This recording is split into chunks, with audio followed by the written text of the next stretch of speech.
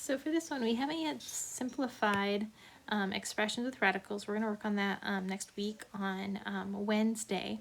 But if you're going to try and work on something like this first problem, so there's really two questions here on Alex. And so the first one wants us to square that binomial. So really that's the square root of x plus the square root of 2 times the square root of x plus the square root of 2. So you can multiply that out by doing the distributing, or sometimes people call it FOIL, which is seen on that example below.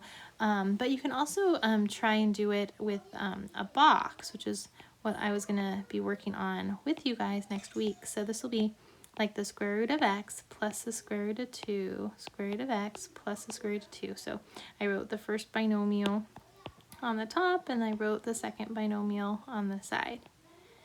And then it's kind of like a multiplication table. So these are going to multiply together. That will be the square root of x squared. This will be the square root of 2x. So this guy times this guy.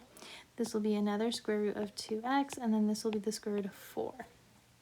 So we have all of those terms there. And we want to see if we could simplify some more. So right away, the square root of x squared, I know that that's going to be x.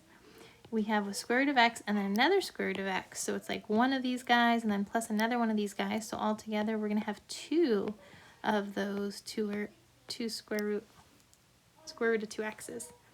And then square root of 4 just simplifies. And none of these can combine together, so that's our final answer. For the second question, it's still very similar. You might notice here that these look like the same exact binomials, except one of them's minus and one of them's plus. So there's a little bit of a shortcut here, but if you don't notice the pattern, we could do it just like we did on the previous question. So we'll write square root of x minus 5 square root of 2, square root of x plus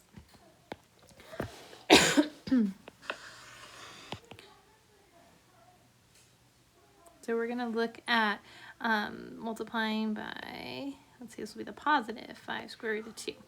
So again, like a multiplication table, these will multiply, that's square root of x squared. This and this will multiply, that's negative 5 square root of 2x. If the stuff's inside radicals, they multiply together.